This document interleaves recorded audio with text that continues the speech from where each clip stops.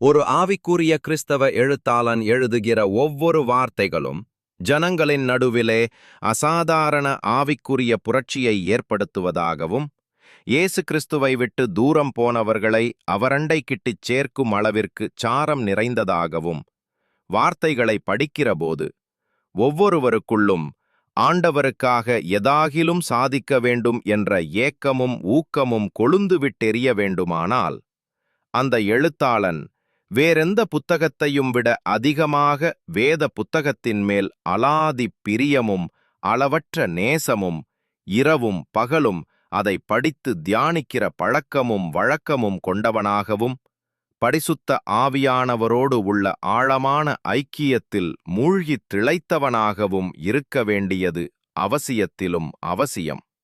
இப்படி இருந்து எழுதிப் பாருங்கள். அது எழுப்புதல் வார்த்தையாக இருக்கும் என்பதில் எவ்வித சந்தேகமும் இல்லை. Revival writer.